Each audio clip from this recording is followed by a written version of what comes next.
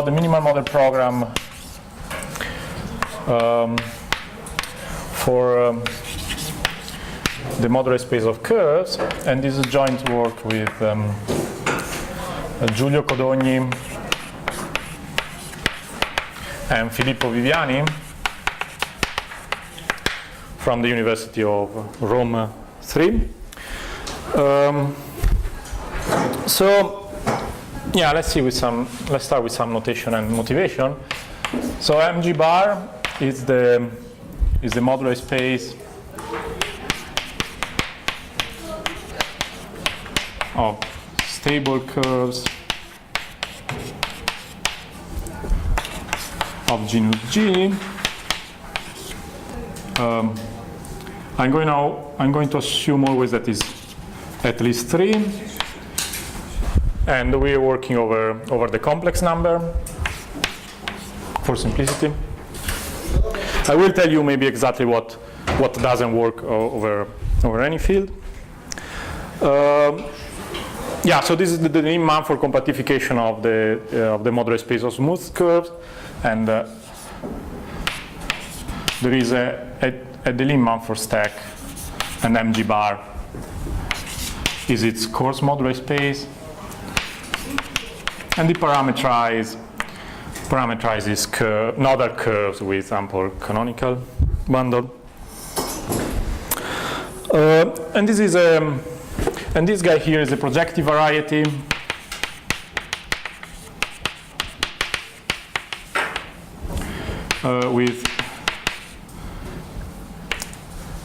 With Q factorial KLT singularities. So the singularities are finite quotient singularities. So in particular, they are KLT, and we are happy because we can do birational geometry on this kind of singularities.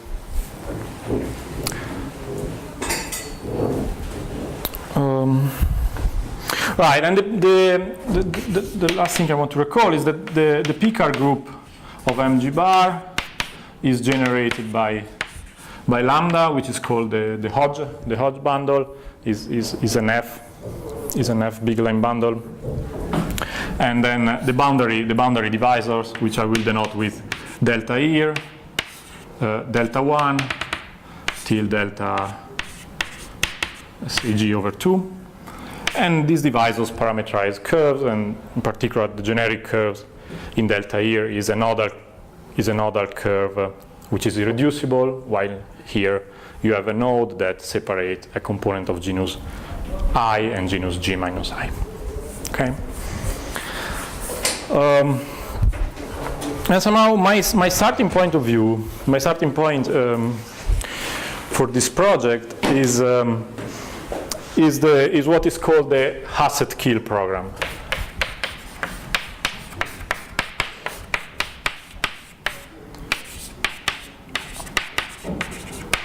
And their idea is the following. So take alpha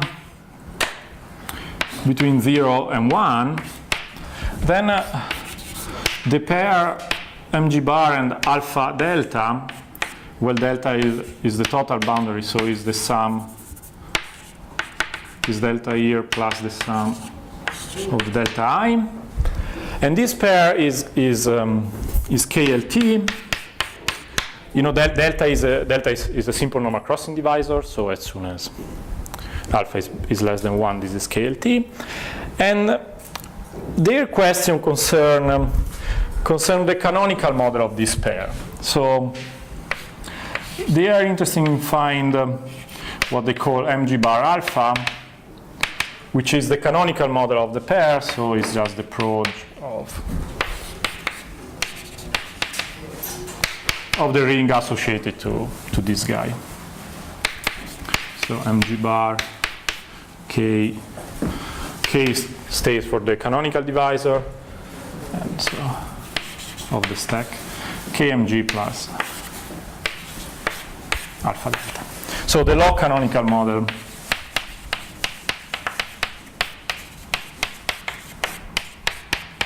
of the pair over there. And Well, one of the motivations, of course, these are interesting objects by themselves, but one of the motivations is that they would like to see what happens when alpha goes to 0.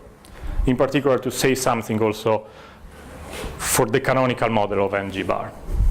And their claim is that these objects should always be modular, in the sense that they are modular spaces of curves.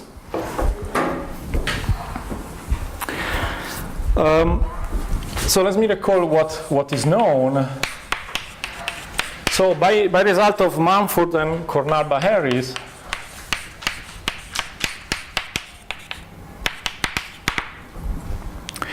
we know that when alpha is bigger than 9/11, then k plus alpha delta is ample. So mg bar alpha is just mg bar, and the threshold is at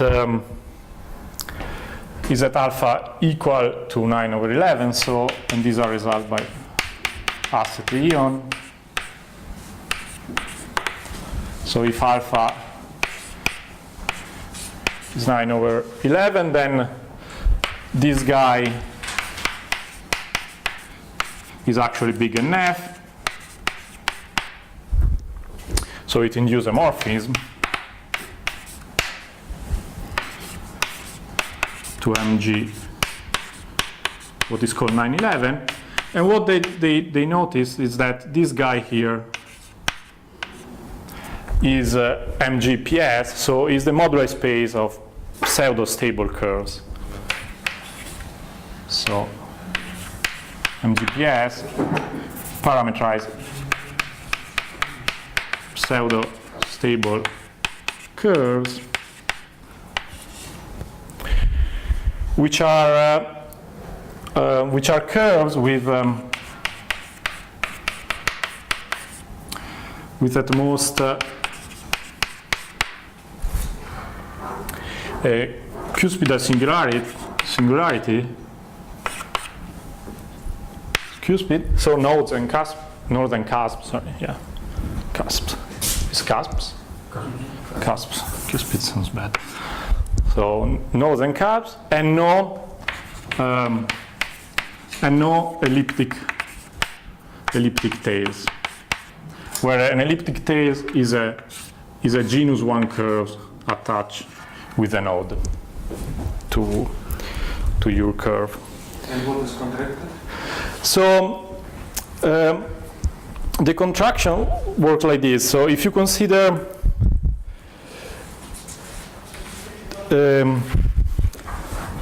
so you can consider the following curve in which you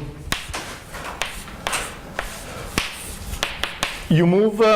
This is a genus 1 curve with a point. So it's if you move it, you get a P1. So M11 is a P1. Okay, sorry. So you take, let me do it. So take a curve of genus G-1, and you attach a one-pointed curve of genus 1. Mm-hmm. So there is an additional marked point on the genus 1 curve, okay? No, I'm just saying that this defines a curve in mg bar. There are no marked points at all, right? So we still have so space just curves without. Yeah, these I'm not taking this as a mark point. This is a singularity of the curve. Okay. So this is a curve in mg bar, moving these one curves, and this is exactly the curve that are contracted. And P1 just parameterizes different elliptic curves. Yeah. And P1 parameterizes the different elliptic curves. So I want to say this maybe better. So the morphisms psi send any of these curves. So this is psi, send any of these curves to a curve with a cusp. Curve of genus G-1. Correct. And this curve now stays here. So the divisor that is contracted is delta 1, yeah? Perfectly, yeah. Delta 1 via psi is fiber generically in P1s, right? And the P1s are given exactly by these curves. So this is a very nice geometric description of this contraction, and moreover, more is known. Psi is a k-negative divisorial contraction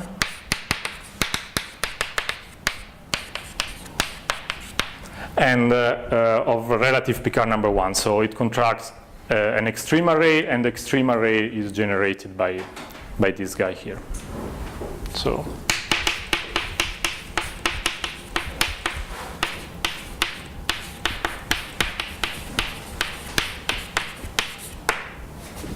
which is generated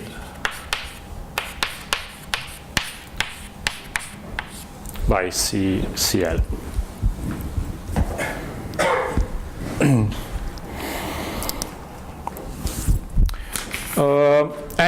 There is a conjecture by Faber and Fulton which tells you how the Kleinman-Mori cone, or how the Neff cone is done, and if the conjecture is true, then this is the only negative this is the only k-negative extreme array in the cone of curves. This is not known, but if you believe the conjecture, this should be true. Okay, so this is a very good first step for the MMP for MG. And now, in the context of the Hassett Keel program, more is known. So, in particular, is known that MG alpha stays the same. So it's always MGPS for alpha between 911 and bigger than 7/10. So the divisor is, the adjoint divisor is ample. This space, I should say that this space was first introduced and studied by Schubert. And so the log canonical model for alpha between 7/10 and 9/11 is again MGPS, and then something happened again at when you reach the threshold of 7/10, and what happened is the following. So from MGPS, you get a contraction to MG710, and then you get its kind of flip to MG710 minus epsilon, where this epsilon is small enough. And so if we call this map phi, this map phi plus, phi is a small contraction in this case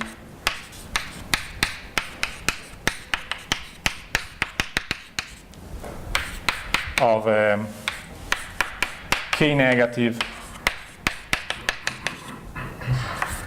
phase F in the cones of curves, and this it's flipped. So this map is k positive, and again it's small.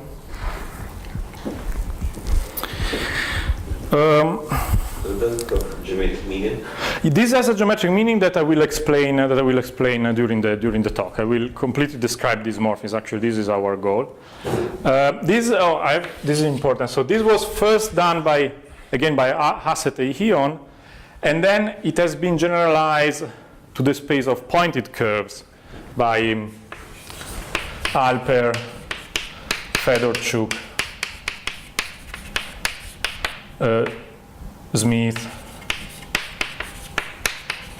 Van der Wijk, and what they did is to generalize this picture to the modular space of pointed curves, and also to do a second step here, which is MG 2/3. But I don't want to go to that. But there are 3 papers on this topic by them, and they're very important for us because we follow some of their ideas. What is the exceptional locus for phi? I will describe it during the talk. So yeah, I will describe it very. Yes. Question. Is it? Do you expect that everything is kind of contracted only on the boundary? So this should be true at least for the first steps, but I think it's not known that if after a while it's still true. Yeah, I think it's unclear. In principle, the process doesn't keep the open. Yeah, in principle, you could also do something on the open subset. Yeah, this is very much unknown. Yeah. And the fact that the result of every step is like modular. I mean. Yes, of course. The result is that these things are all modular. Yeah. But is it just an observation about the first steps, or it's known that it will hold for? No, this is also not known. Yeah, it's expected to be true, but is not known. So we expect that all the steps should be modular. I will also tell you in which sense modular, of course, because you can be very, very loosey about what modular means. But I will give almost a precise definition of what this means. Isn't it strange that thresholds do not depend on G? That's interesting. I mean,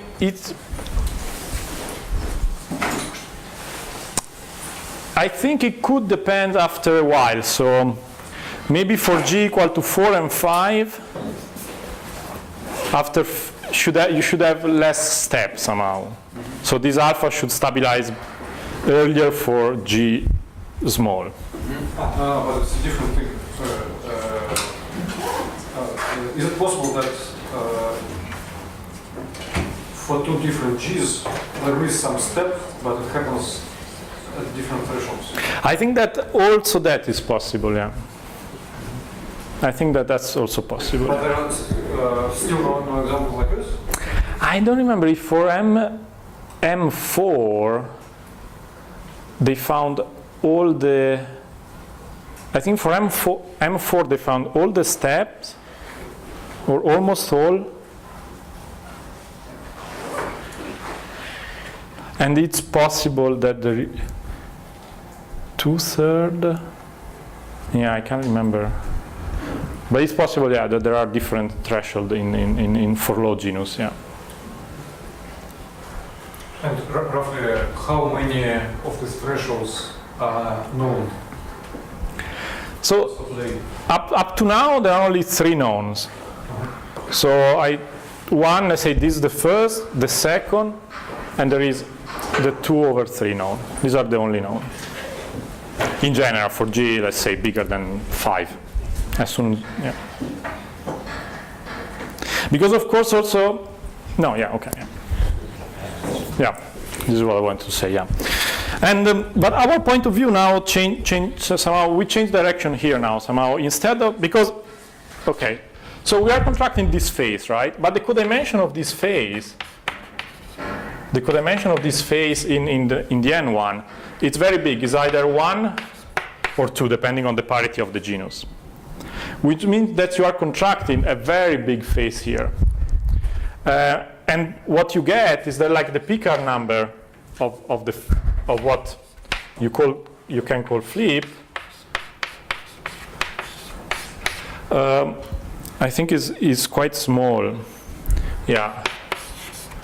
So this variety is not Q factorial. Well, it's far from being Q factorial. You see, when G is big, it's highly non-Q factorial. So what we want to do. You mentioned 1 as well? Sorry? You say that Codimension, not dimension, codimension. Yeah, but there's a case of code dimension 1. Yeah, so in that case, the Picard number of this is 1. It's the codimension of the phase and the molecule. It's not the It's It's not the dimension of the phase. No, sorry, yeah, sorry, it's the phase. It's phase. Yeah. So what is interesting for us to understand, it's what about if one try only to do a standard MMP? So using contraction of relative Picard number 1. So understanding the extreme array of this guy here. And that's what we have done. So maybe the problem is that the direction of that MMP is not the best one. So maybe you shouldn't take delta, which is the sum of all boundary. Yeah, exactly. Some multiplicities. Yeah? One could try, that's exactly what, because, yeah, exactly. I mean, for that question, of course, the question makes sense, so you can always look at mg alpha, but from the point of view of the MMP, this might not be the best choice that you can do. So, and what we did is to consider any possible subphase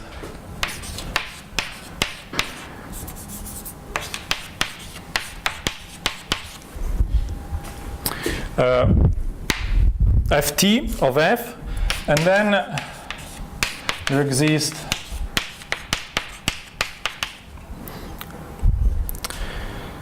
projective moduli spaces of curves. Of course, I will define them precisely during the talk. MGT and MGT plus.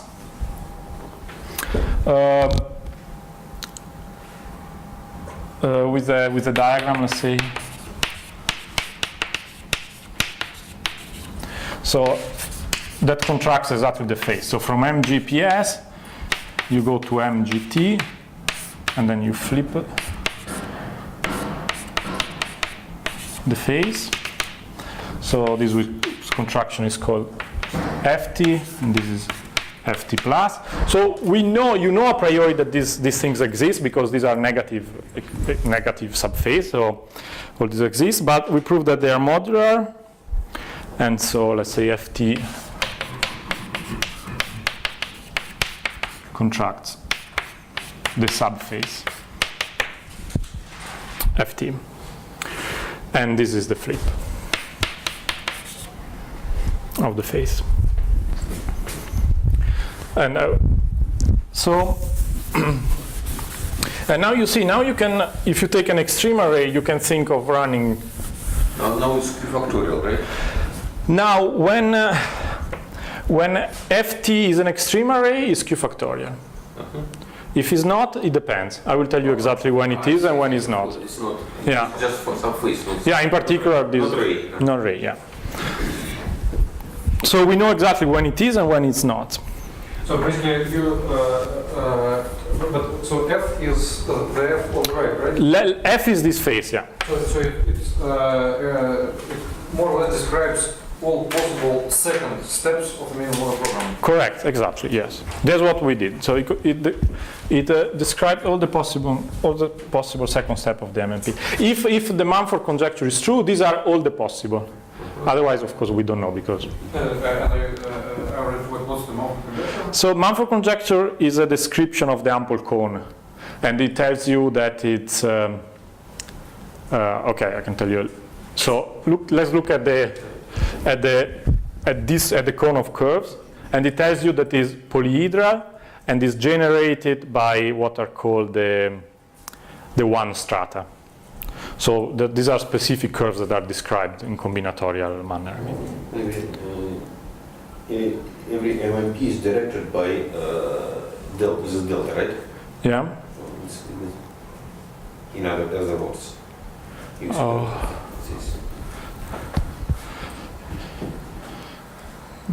This could be a consequence, yeah. But I'm not sure. Yeah.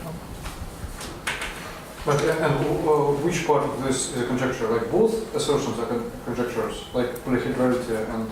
Yeah, so the polyhedrality follow by the description because they give a finite set of extreme arrays that generate the Klein-Marmoricon.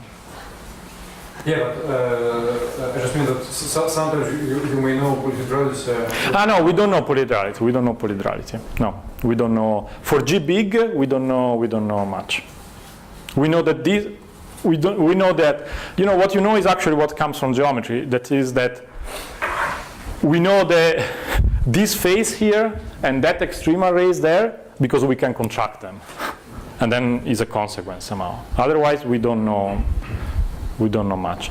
It's actually quite, some people don't believe it because it's quite weird that for G big, these varieties of general type, and so the polydrality is quite funny things to have, right? But it's possible, of course. I mean, I believe it, but yeah. Do people believe there's moduli in space? No, I think now they don't. So there's some other sort of modularity here. Yeah, I think that would be too good. Of course, we can do this for also the space of pointed curves, but is simpler to tell you like this. But it's actually important to do also when there is MGN because of some inductive step. And then the map are also more complicated. This can be divisorial also. So but let's stick on this case. So you mean that if you also add marked points, then the picture will be roughly the same, yeah. And what about the thresholds? Do they? The same, for now the same, yeah. So they don't depend neither of the genus nor of the number of marked points? No.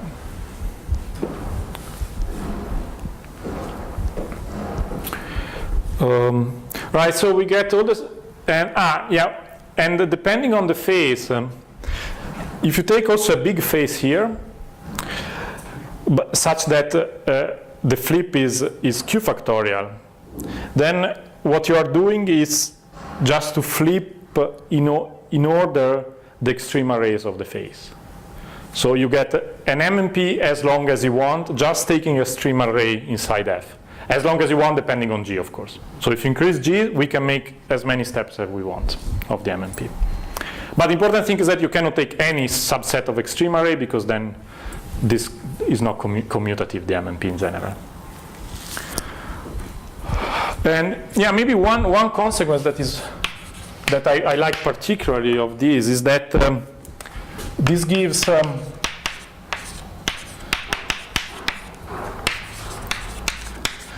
many birational morphisms.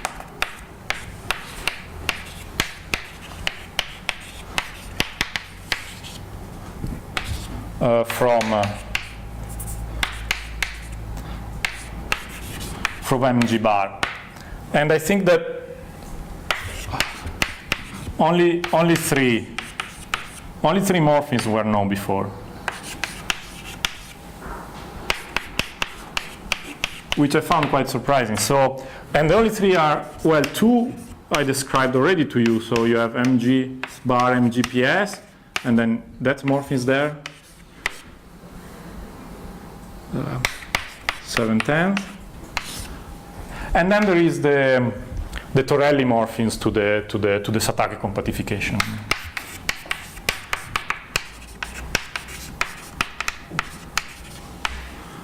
Which is given essentially by lambda. So lambda is semi-ample, and a multiple gives the morphism to the Satake compactification of abelian varieties. So these were the only three morphisms known. So does it contract every other device in the boundary? So it contracts. Oh, this I should know. What does it contract? Lambda.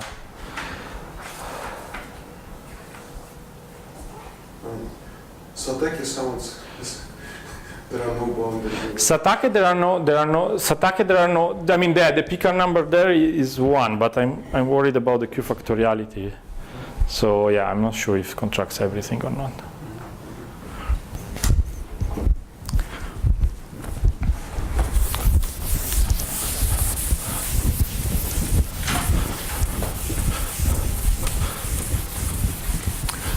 Okay, so how?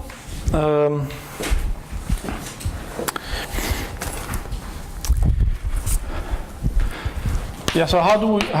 Yeah, let me give some more details, and then even more in the rest. So consider UG AK. This is the smooth stack. So it's an algebraic stack, but is artin, not the Lee-Manford, of let's say curves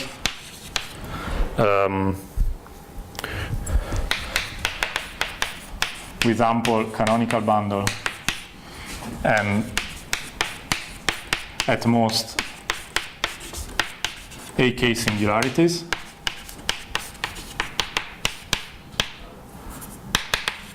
So these are double points, so epsilon square equal to xk plus 1 locally. And so you have A1 are just nodes, A2 are the cusps, and A3. The only one that we need are these three, and these are TAC nodes.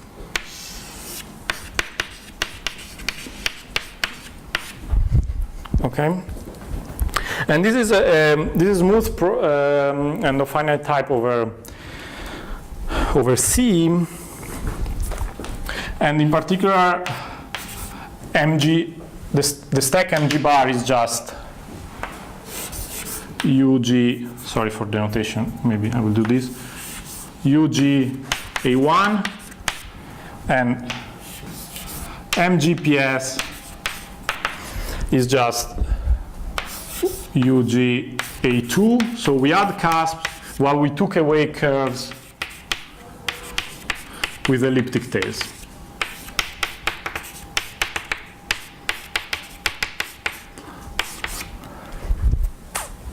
And then this guy is a Lee-Manford stack, is a DM stack, and the coarse modular space is our guy that we've seen before, MGPS.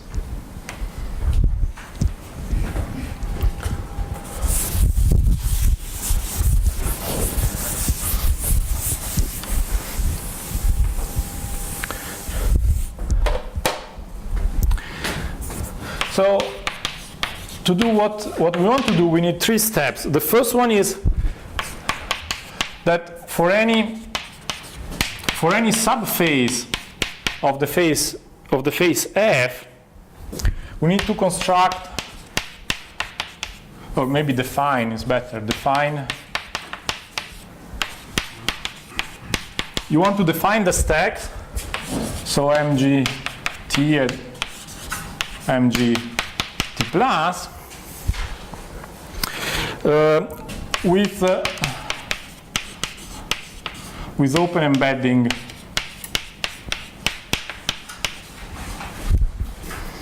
of this kind. So MGPS will embed in MGT, and MGT plus will embed here, and everything should embed. So MGT should embed as an open subset in, let's say, UGA3.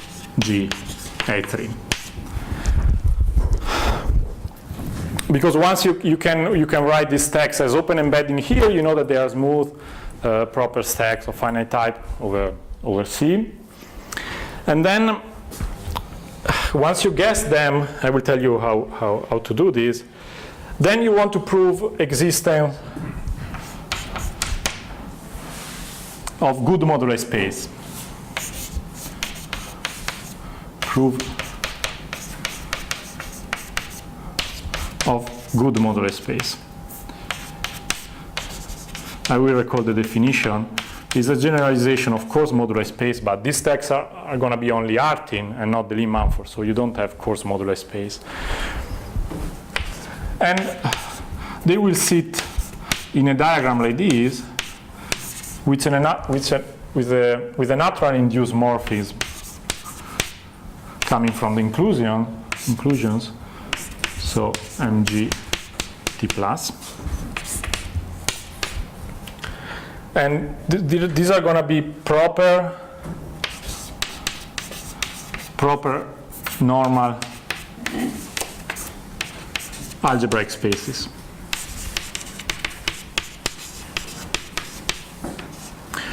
And finally, the third step is, of course, to prove projectivities of this guy.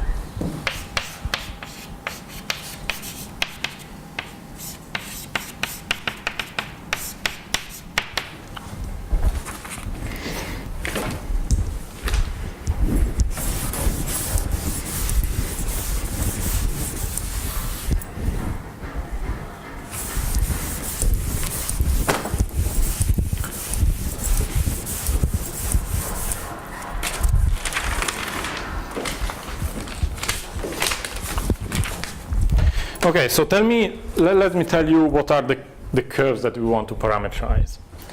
So define TG as this set. So it's just a set of indexes. So contains here and 1, 2 till g minus 1, where you put the equivalent relations that tau is equivalent to g minus tau. So this is only need to simplify the notation. And then we define the elliptic. So that means it contains everything? Sorry? So TG is just the set of all boundary devices? Is the set, only of the indices somehow. So it's a set of natural numbers plus this guy here. Okay. But they are going to... They are going to parameterize the boundaries, of course. Yes. And you want to identify, these two. Yeah. Sure. Yeah. And the curves that are contracted by that morphism, in particular by ours, are the following. So there is a curve that is C here, which is done like this. So you take a curve of genus G minus 2, and you attach another curve of genus 0, and this is again a P1 when you move when the nodal curve, the nodal component. Because we have 4 points on the normalization. Correct. So this is another curve with 2 marked points. So again, you get a P1. And then you can do the same if you take tau plus 1, a subset of TG. Then you define C tau plus 1 as the curve given by 2 components, one of genus tau, the other of genus G minus tau minus 1, and this is again the nodal curve.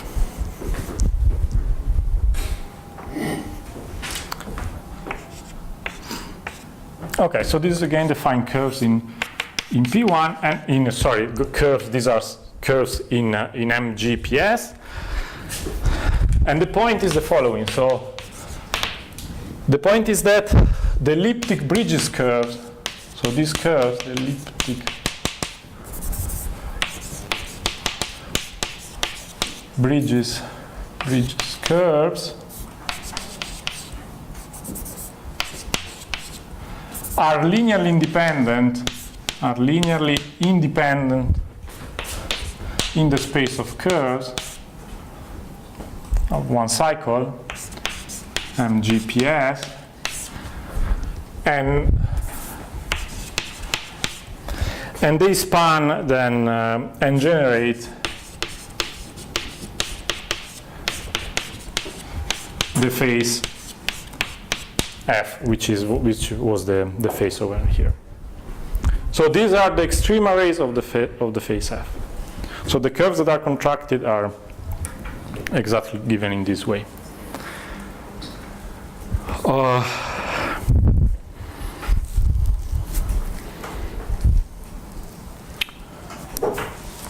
Okay, good. I need still a bit of notation. And so, is it correct that the exceptional loss are pairwise intersections of boundary devices? Yeah. So the exceptional lock is going to be in this case is going to be. Yeah, in this case is kind of already much more complicated than the first just divisorial contraction. So I want to define something, another thing. So if C is a curve with a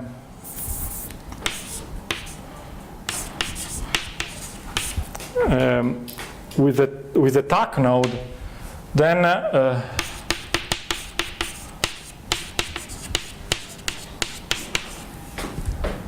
let's say P, then the type of P, well, it's always the same definition somehow, but I want to write it again. So the type of P can be either here or tau plus 1, and this is depending whether the TAC node, the normalization is irreducible, or it separates two components of genus tau and G minus tau minus 1.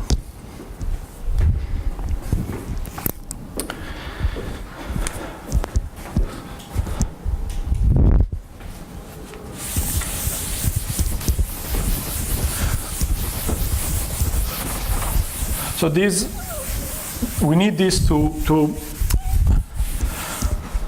distinguish between which kind of singularities we admit in our spaces. And the last piece of information is the type of.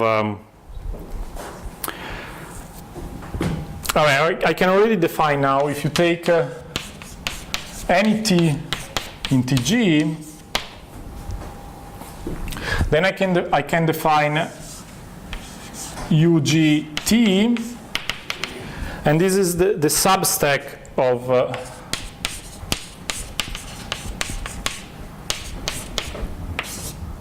UGA3, where the singularity,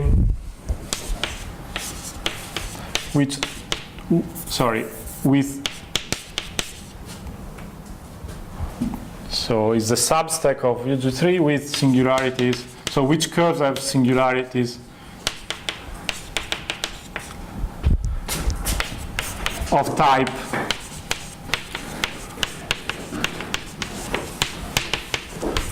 containing T, okay? So it's clear what I mean. So I mean the curve that we consider here are either smooth curve, nodal curves, curve with cusp, or if they have some TAC nodes, then the TAC nodes must be of type containing T. So if T is tau plus 1, which is the T that you take if you want a contraction of an extreme array, because you are considering only one curve, then in this guy here, UGT, we consider only curve with the TAC node that separates the two components of genus tau and G minus tau minus 1. And then the first of our stack, MGT, is exactly UGT, but we had to take away the destabilizer curves, and in this case these are exactly the curves with A1 or A3 attached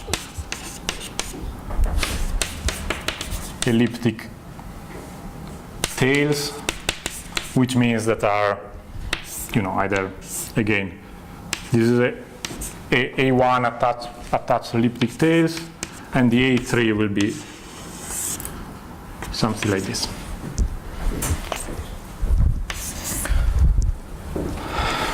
So this is the first of our stack, and the second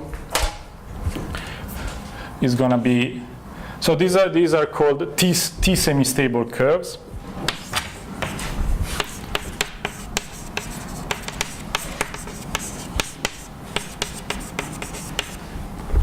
And then the T plus semistable curves, which are the one that give the flips. You take this guy here, and what you take away are the curves with elliptic bridges or chain of type contained in T. So what is an elliptic bridge or an elliptic chain? I will only define it. Yeah, no, okay, I can do. yeah, I should speed up. So an elliptic bridge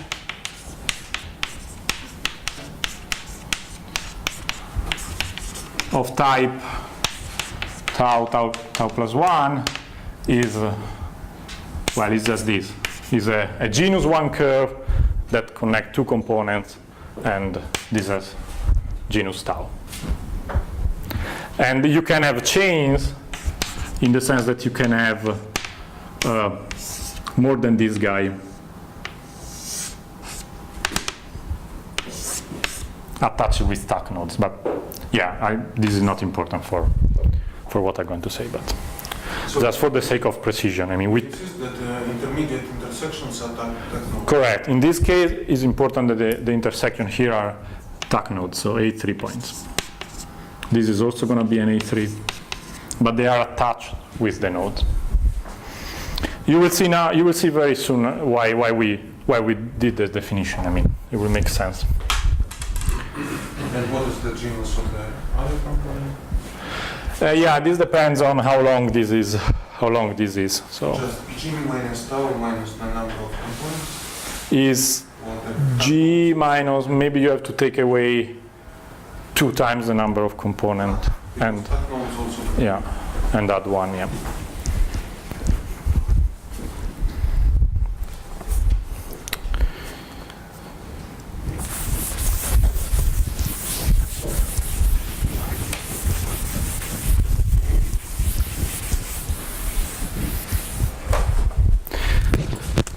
All right, so the first,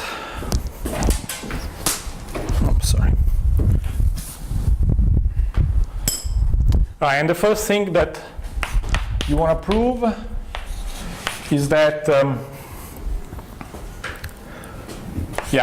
is that you have open embedding, as I said before. So MGPS embedding MGT and MGT plus embedding MGT, which embed in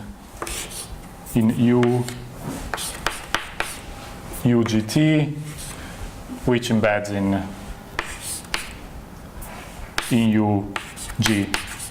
UGA3. Maybe I write it here. UGA3. So these are open embeddings.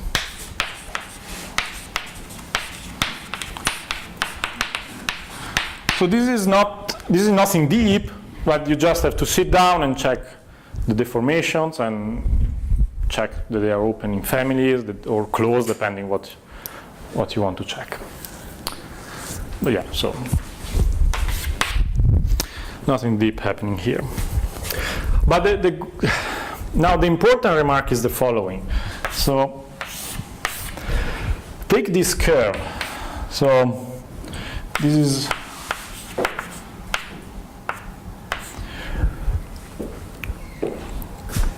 this guy is not, so okay, this guy has an isotrivial degeneration, specialization maybe is the right word. So an isotrivial specialization to the curve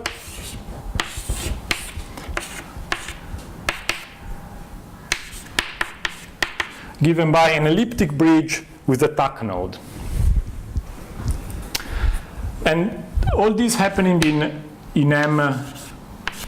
MGT, so this point is not closed.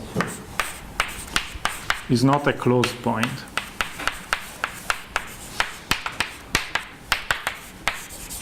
In MGT, well, this point is closed in MGT, it's possible to check that. And the automorphism group of this guy now is a GM, because this component here has automorphism.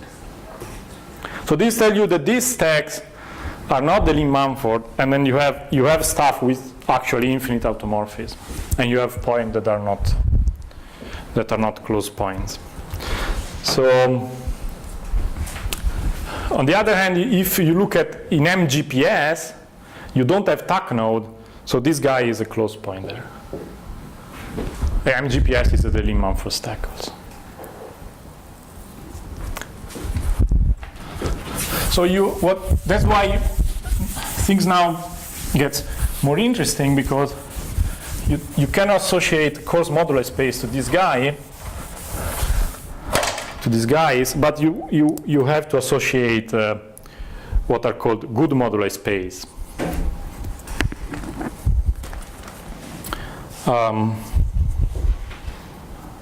Yeah, I think. What do I want to say more? Yeah, maybe it's useful if I give you the definition of good modular space and the properties, and then we are done. So if you take an Artin stack,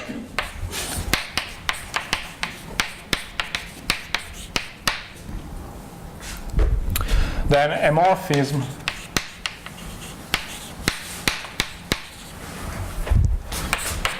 to an algebraic space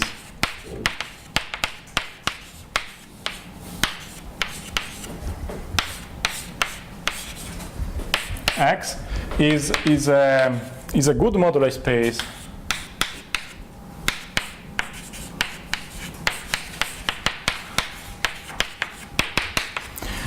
if two things happen. So phi is homologically affine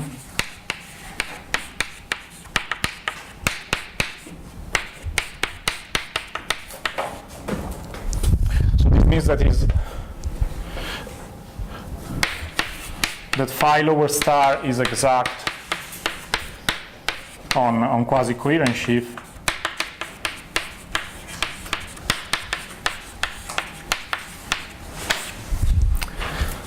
And then it's OX to phi lower star OX is an isomorphism. So it's a very nice definition. It doesn't tell much, at least to me, but the properties of this object are very good. So, for example, phi is surjective and universally closed.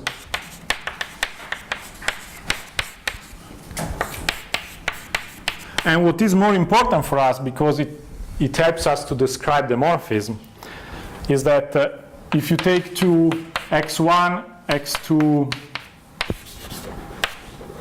sorry, not in MG, let's say in C, geometric points, x1 and x2, k is the field, yeah, so let's say C, since I said C, then the image of x1 is the same of x2 if and only if the closure of x1 is the same of x2.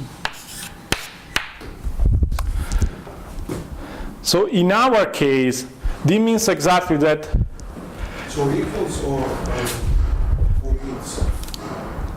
Oh, you're right. Sorry. Yeah. Sorry. Of course. Yeah. Thank you for this. Yeah. Thanks. Yes. How did I write here? Right. So in our case, this tells you that all these curves that isotrivially specialize to the same curves, they are sent to the same point in the good modular spaces.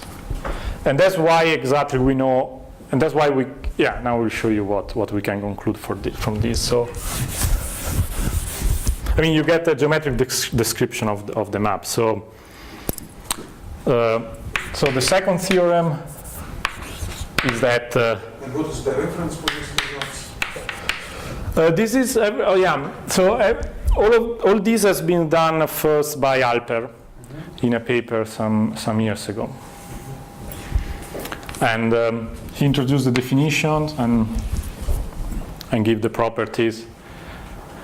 Yeah.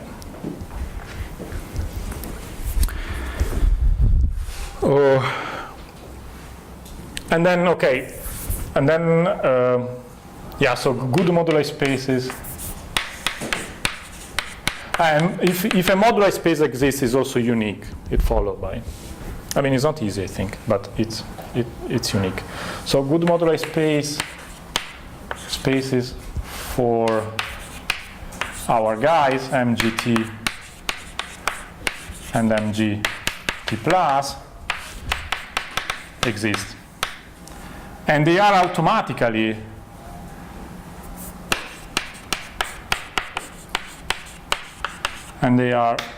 normal and proper algebraic spaces.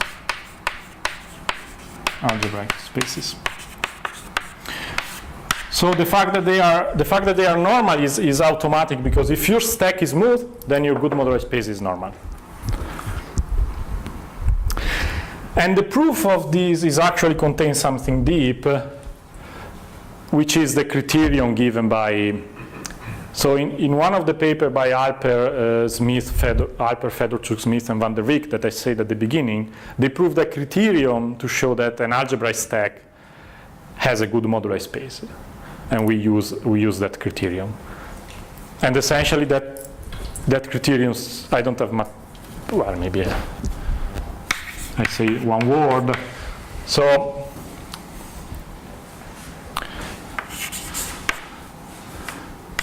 So we have open embedding of stacks like this,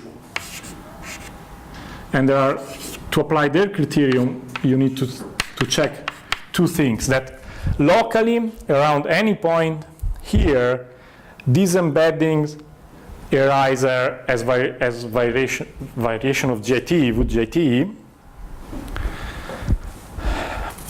And the second thing that you have to check is that the complements of this guy admit a good moduli space, and then you do it usually by induction. So this is actually very important to put n, otherwise you wouldn't been able to prove that the complements have good moduli spaces. You reduce to lower G and then, I mean. But here there is the criterion of them is something very serious somehow.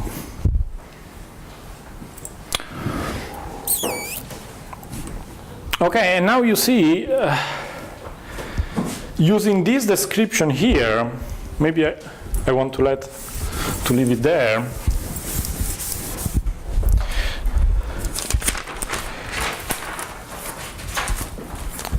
As I said, the moduli spaces appear here, and they have, of course, an induced morphism as algebraic spaces plus.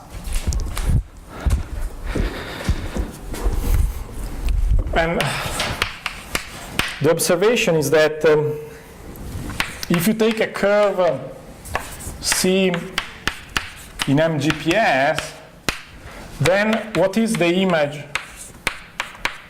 of C via this map? So this is called FT. Well, is the curve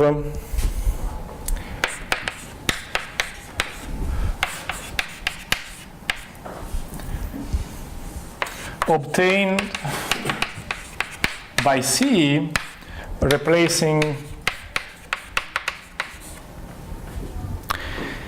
any elliptic bridge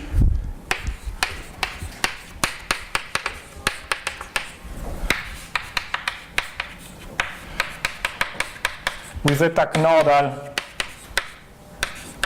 elliptic bridge, which just means, yeah, exactly that picture. So you have to replace the smooth one with one that is a tacnode.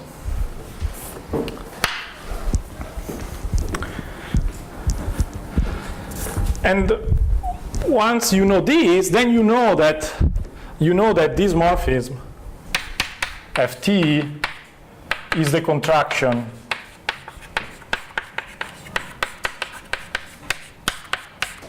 of the phase Ft generated by the extreme array given by the curve of type containing T. And you also know that this space here is projective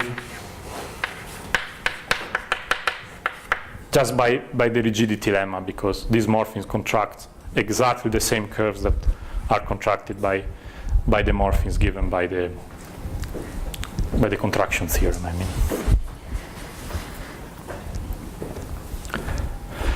And then you can give a similar description of the map Ft plus, where the image of any curve is given by taking any curve that has a tack node here. It replaces the tack node of the curve with this guy again. You can show that also is true. So the flip somehow, if you want, send this curve to the one with the tack node. And then you can prove also that this guy is projective by showing that there is a relative ample divisor over MGT, and then you are done, and then you can study all the properties of this space as algebraic varieties, projective algebraic varieties. Okay, that's it. That's what I wanted to say.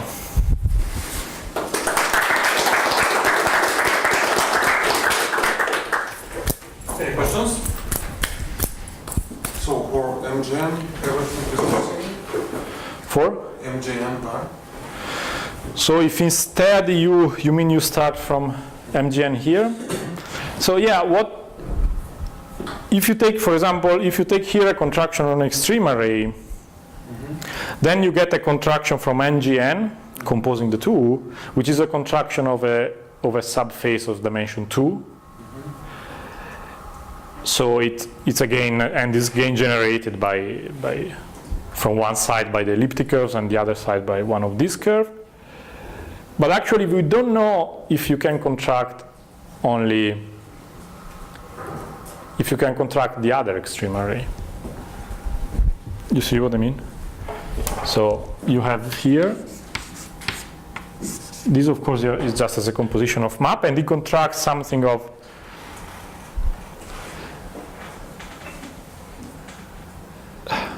what am I saying? Oh no, yeah, so this phase that you are contracting here is two-dimensional, let's say, but is not k-negative. This extreme array become negative only once you have contracted delta 1.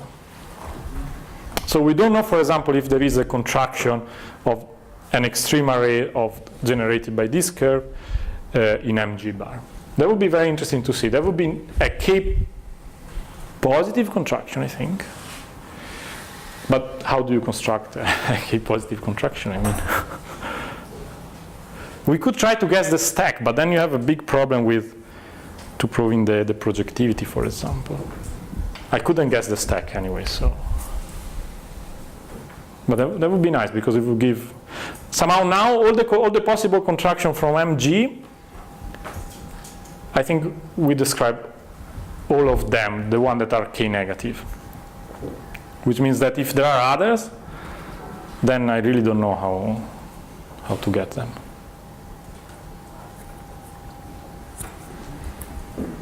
Other questions? Maybe. John, how about small genus OG? Is it the problem? Is it easier or? Yeah, I would like. Yes,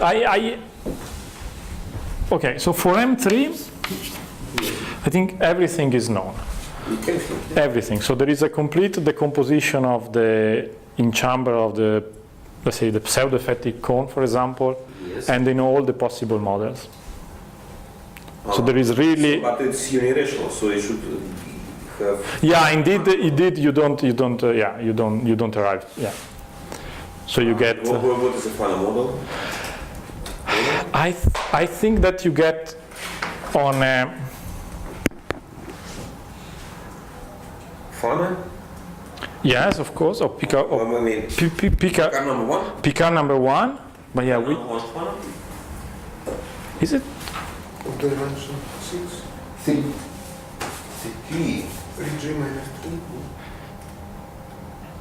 3. Yeah, it's dimension 6. So, 6. But it's a fan of Picard number 1. And nocturnal singularities, right? Sorry? And nocturnal singularities. Yeah, the varieties are, yeah. for sure, yeah, for sure. In principle, you can get terminal value. Could even be better, yeah, of course, yeah, could even be smooth, but yeah, this I don't know. But then already, It's interesting because, how about this open part? Is it preserved in this case or not?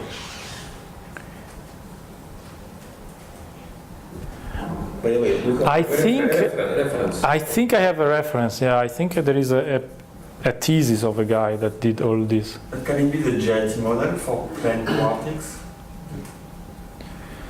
No. Because this was theta 1 Yes, but possibly it's.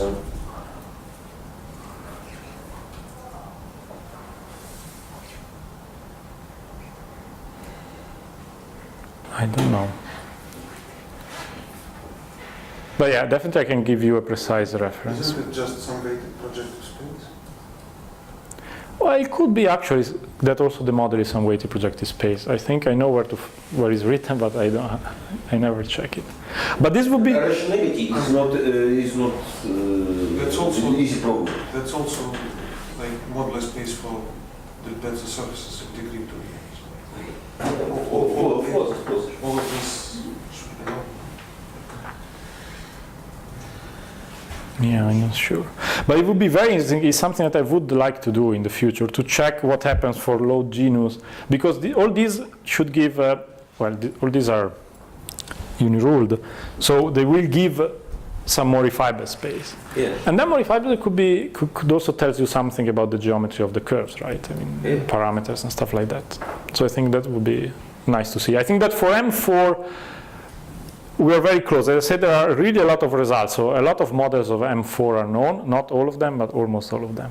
And then not much is known already for M5. So that would be already difficult, I think. But it would be worth to think about that, yeah. More questions? Well, let's then look again.